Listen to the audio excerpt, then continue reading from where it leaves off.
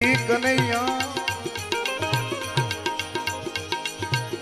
अरे कोई पाघे रे बेसी कन्हैया ने ए पूछ जो मारा दुआर क्या भाड़ा ने कोई पाघे रे बेसी ने पूछ जो के व्रज तो निवालू तू के नहीं कन्हैया के जो ने संदेशो बोलिया मरा शाम ने दान ने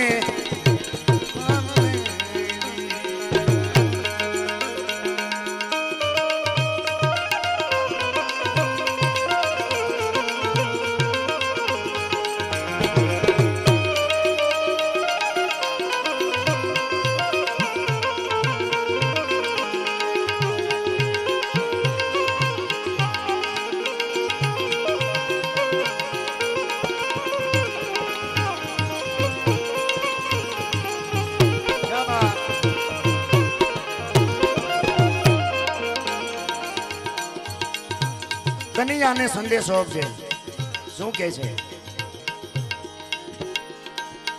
કે તારું મુખડું રે જોઈને રે માં યશોદા જીવતી કનૈયા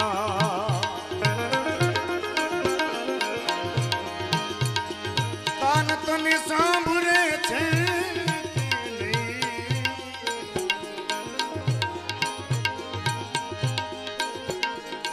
अरे आ तो हजी हयूरी तलखे बाबा नंद रे ए भरवाड़ू ने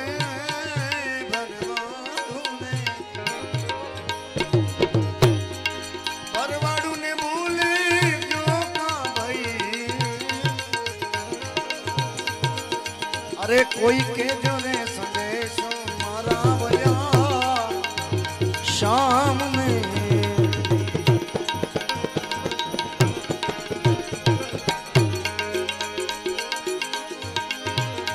अरे तू मुकी ने आलो मथुरा ने मार नो धारा कोने अधारे गई ए वाटुड़े जोई कन्हैया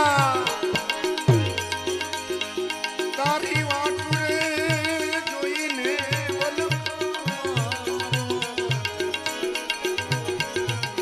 ए वाटु जोई कन्हैया ये तारी वाटु जोईने वलखाना दुखड़ा कोने गई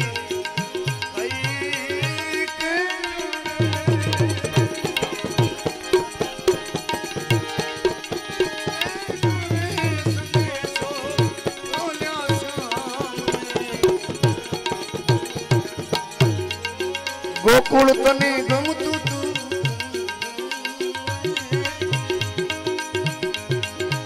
एक जो अरे के जो के जो के जो के जो अरे के जो ओ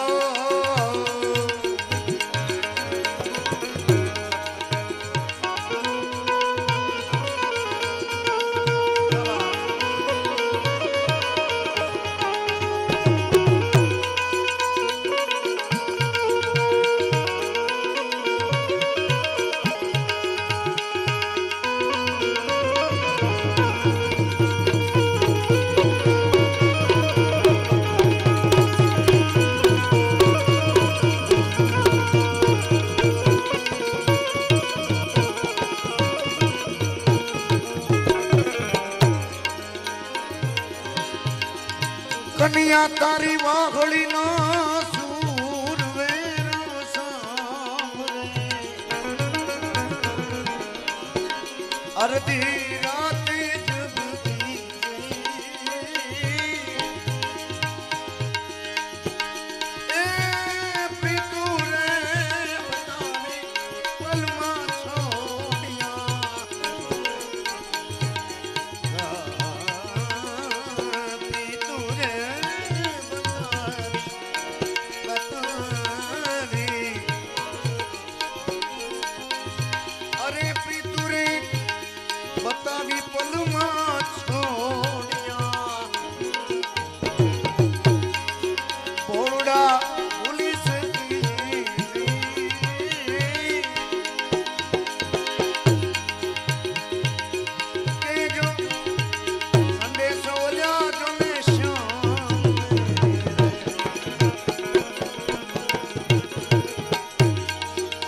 પછિયારો જમનાનો લાગે મને ઘણો ખરો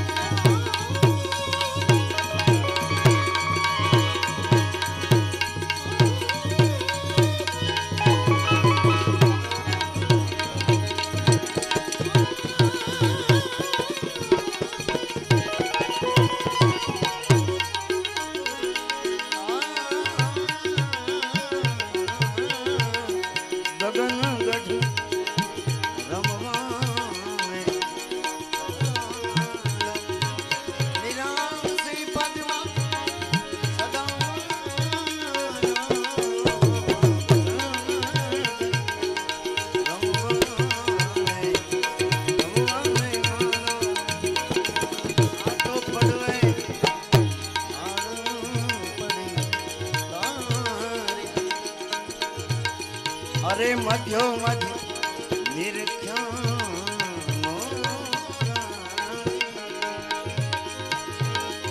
વાલમ પર અરે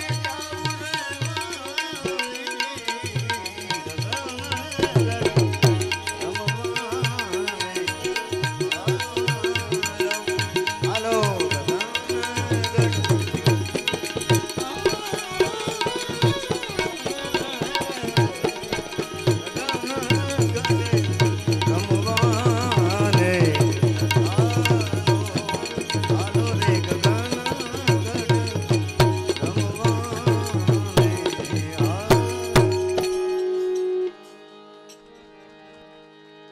ना चिट्ठी ना कोई संदेश ना जाने कौन सा देश जहाँ तुम चले गए जहाँ तुम चले गए जहाँ तुम चले गए ना चिट्ठी ना कोई संदेश ना जाने कौन सा देश जहाँ तुम चले गए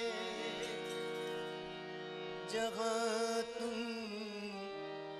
चले गए जहाँ तुम चले जहाँ तुम चले गए।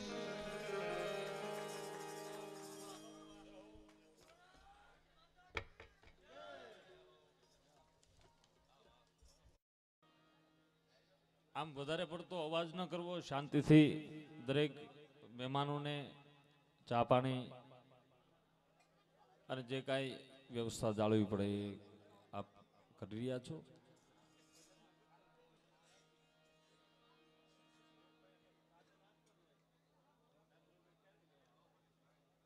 લક્ષ્મણભાઈ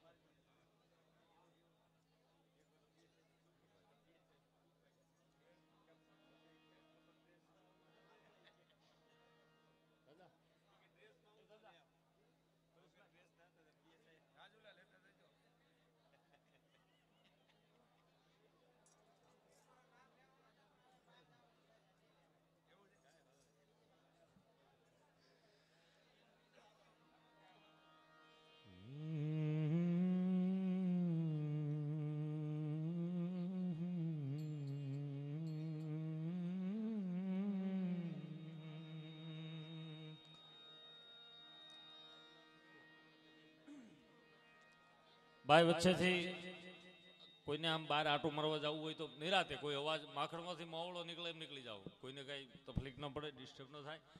અને બધે ચા પાણી આપી દો ભાઈ.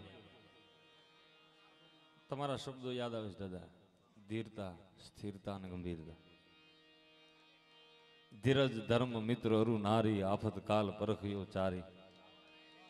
ધીરજ અહીં સ્ટેજ ઉપર ભાઈ ચા પાણી આપી દેજો. બે મિત્રો આવો સ્ટેજ ઉપર એટલે અમારું બધું શરૂ કરીએ.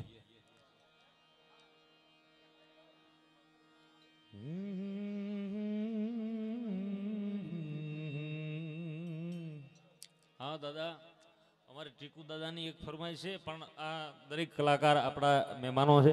ટીકુ દાદાને હું વિનંતી કરું છું, આપ શ્રી બિરાજો, ધીરજ રાખો, આપ નિરાત રાખો, એટલે તમારી તમામ ફરમાઈશ. આમાં તો ભાઈ કદની કે પેટ में पान, पान पे पान, गुणी जन की कचेरी में बात, बात में बात.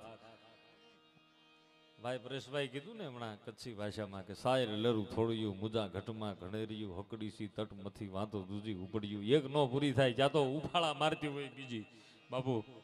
હે, કારણ કે એ ભાવ છે. ભગત બાપુ દુલાભાઈ કાગે એમ કહેતા કે 14 વર્ષનો વનવાસ રામને મળ્યો. અરે આખી રામાયણની ભાઈ હું તો આવીને પી લઈ જાની છે, રોહોડે જી આવે, મને નો તાણ કરતા કોઈ. ભગવાન પ્રેમના ભૂખ્યા છે, ભાવના ભૂખ્યા છે, એવી વાત કરી છે બાપુ. અમારે નાથસિંહ બાબુ ચોક વડલાથી પધાર્યા છે. રામન રોવણ હાર રોતાને રાજી કરે, પણ વાલકનો વ્યવહાર ઈ તો રોઈ બતાવે રામજી.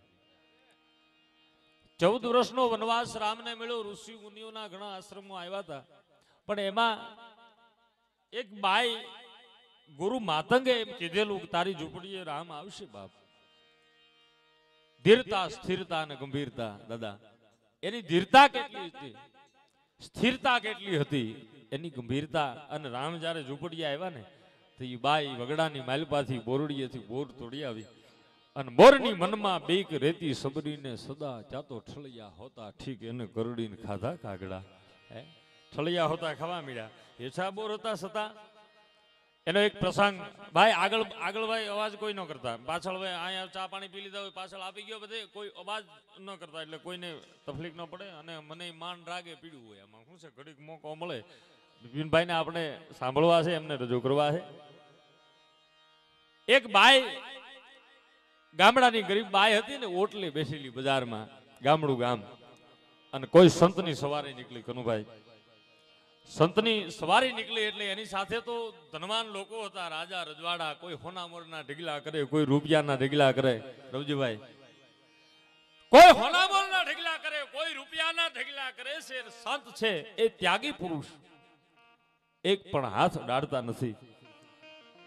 અને ગામડાની બેસી બેઠી બાઈ જોવે છે, 85 વર્ષની ઉંમર છે, ચાંદીના પતરા જેવા જેના વાળ થઈ ગયા. હાય હાય હાય,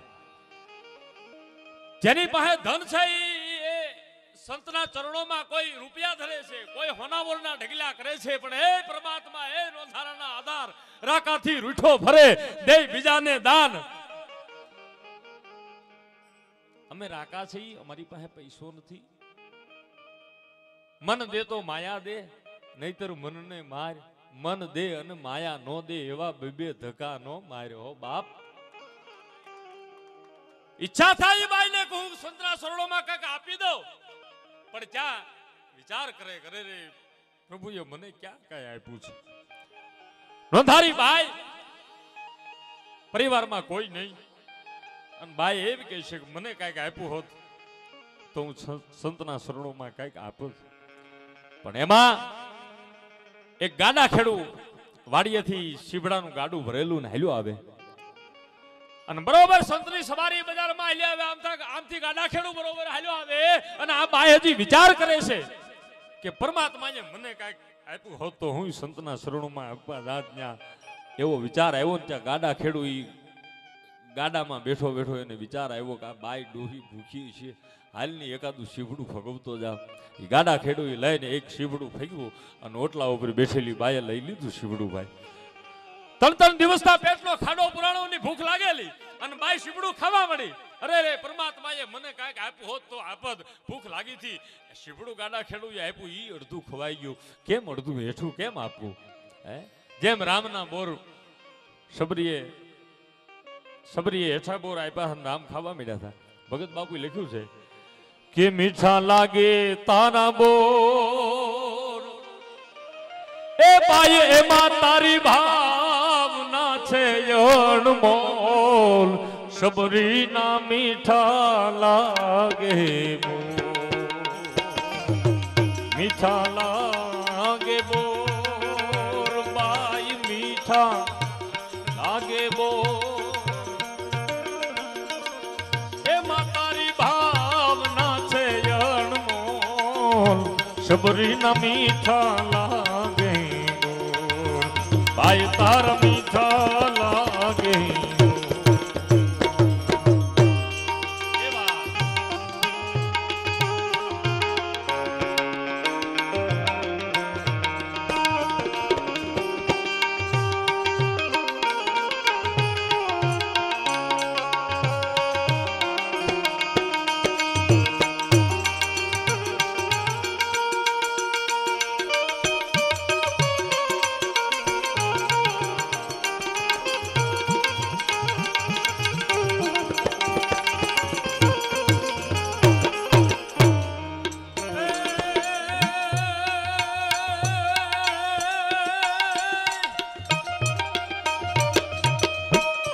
બોરની મનમાં બીક અને રેતી સબરીને સદા, પણ ત્યાં તો ઠળિયા હોતા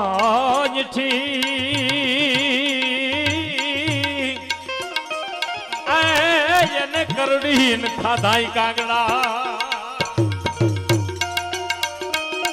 આ દેવા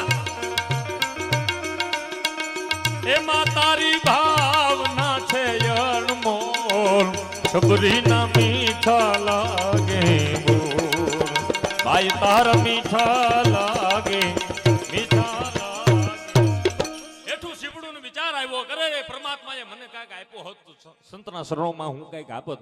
વિચાર આવ્યો અને હાથીની અંબાડી ઉપર સંતને બરોબરી ઓટલા ઉપર બાઈની પડખેથી નીકળવું અંબાડી. અને સંતને વિચાર આવ્યો કે બાઈની કંઈક ઈચ્છા છે મને દેવાની.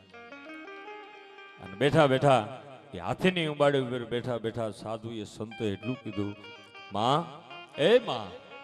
પણ માં શબ્દ નીકળ્યો ને મોઢે બોલું માં ચાતો હાચે જ નાનપણ હાંભરાય પછી મોટપણની મજા મને ગડબી લાગે કાગડા. એ માં તારા હાથમાં શીવડું હેઠું છે ભલે રહ્યું. માં મારે ખાવું છે મને આપીશ. પણ ત્યાં તો એ બાઈના 3.5 કરોડ રવાડા બેઠા થઈ ગયા. વાહ હરી વાહ હરી બજાય કમંડલમ સમસ્ત પાપ ખંડનમ સભાક્ત શીત રંજનમ સદૈવ નંદ નંદનમ સુભિચ્છકુ સમસ્ત ગમન સુનાદ વેણુ અસ્તગમ અંગરંગ સાગરમ નમામિ ગોપનાગરમ. મારો ઠાકર પ્રસન્ન થયો. હા બાપુ. હેઠું શીવડું લઈને બાઈ ઊભી થી અને સંતના ચરણોમાં ધર્યું. અને સાધુ એમ કહેવાય છે કે જેને ભાવથી પોતે જમતા હોય, જેમ સબરીના હેઠા બોર ખાતા હોય રામ, એમ સાધુના મોઢામાં શીવડું રહી ગયું. ત્યાં તો રાજા રજવાડા જે હારે હતા ને, જે ધનવાન લોકો, એને એમ કીધું કે એ બાપુ ક્યારના અમે હોનામનના ઢગલા કરી અને હાથ નથી રડતા અને આ બાઈનું હેઠું શીવડું ખાવા મળ્યા. આ પક્ષપાત છે તમારો. અને ત્યારે અંબાડી ઉપર બેઠા બેઠા એ સંતો એટલું બોલ્યા કે બાપ આ પક્ષપાત નથી. તમે જે આપ્યું છે ને એ તમારું રાખીને આપ્યું છે. ના બાઈએ તો હેઠું શીવડું સર્વસ્વ એનું હોપી દીધું છે. એની ત્યાં નોંધ થાય છે. હેઠું શીવડું પણ આપી દીધું. અને ત્યારે બીજાના માટે કાંઈક પોતાના દેહનું જે બલિદાન આપી દીધું. એક દીકરી ડૂબતી હોય અને પોતાના દેહની પરવા કર્યા વગર, પોતાના પરિવારની પરવા કર્યા વગર બાપ ભારત વર્ષનો અને સમગ્ર હું તમે બધાય ગૌરવ લઈ શકીએ એવા સ્વર્ગસ્થ રાકેશ જાનીની તિથિમાં એમના દેહનું બલિદાન બાપ એની પાછળ આહુડા ન પાડવાના હોય. એના દેહનું બલિદાન એ બીજાના માટે કંઈક કરી બતાવ્યું છે. અને વારે વારે એમને આપણે યાદ કરવા પડે. એટલા માટે આજ મારી તમારી છાતી ગજગજ ફૂલતી હોય છે. દાદા મેઘાણીનું એક કાવ્ય મને યાદ આવે છે, મારા 2-3 મિત્રો એમની ફરમાઈશ છે, બિપિનભાઈને સાંભળવા છે, શિવ તાંડવ દરેક ફરમાઈશ છે. જો કે આપણે પછી તો લહેર કરવાના છે, પણ બિપિનભાઈને સાંભળવા એક જીવનનો લાવો છે. પણ 2 કડી હું મોર બની થનગાટ કરે અમારા મિત્રોની ફરમાઈશ છે કનુભાઈ, એટલે લઈ લો. ટીકુ દાદા આપની પણ ફરમાઈશ છે, એટલે ઘનઘોર જરે ચંગોર મારું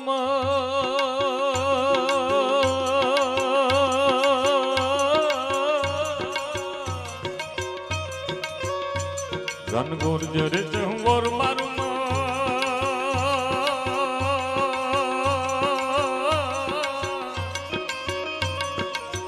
મારું મન મોર બની થન ગાટ કરે, મન મોર બની થન ગાટ કરે, મારું મન મોર બની થન ગાટ કરે, મોર બની થન ગાટ કરે, મોર બની થન ગાટ કરે, મોર બની થન ગાટ કરે.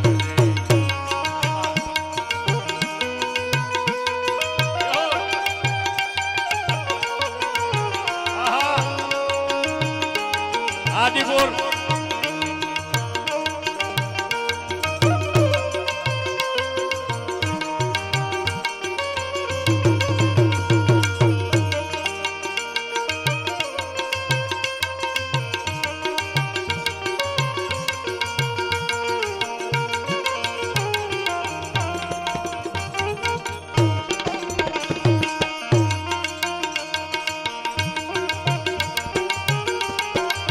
કચ્છના ઓઢાજામ માટે કવિએ દુહો લખ્યો છે કે આહાડી ગિરિવર જા મોરલા અમે કંકર ભેટ ભરા એસી રથ આયન બોલીએ તો અમારા અહીંયા ફાટો મરા. બાપ આજે લોક મેરામણ ઉમટો છે અને અમને પણ એમ થાય કે શું બોલીએ યાર.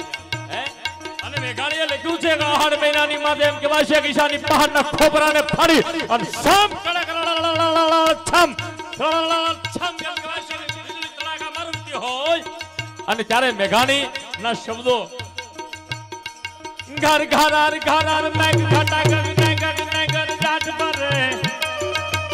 અમારે ખાસ બાવડી યુવા ગ્રુપ એમની પણ ફરમાઈશ હતી, એટલે 2 કડી લઈ લો. જોકે સમય ઘણો વધારે મારાથી લેવાય, આ ન કરવું જોઈએ, પણ દરેકનો ભાવ છે એટલે 2 કડી. ઘર ઘરાર ઘરાર મેઘ ઘટા ગગ નગર જાટ ભરે, ગુમરી ગુમરી કર જાત ભરે. તમે ધાન ભારી સારી સી મજુલે હજુ ન જુવન હાથ ભૂલે. નવ દિન કપોત ની પાક ખોલે. મધુરા મલકાઈ ને મેલો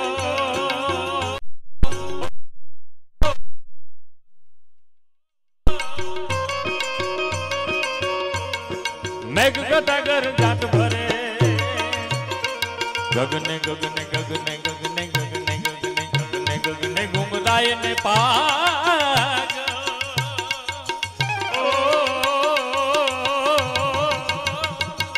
મેઘની લાંજણ ગયા કરે મન મોર બની થનગા, કરે મન મોર બની થનગા, કરે મન મોર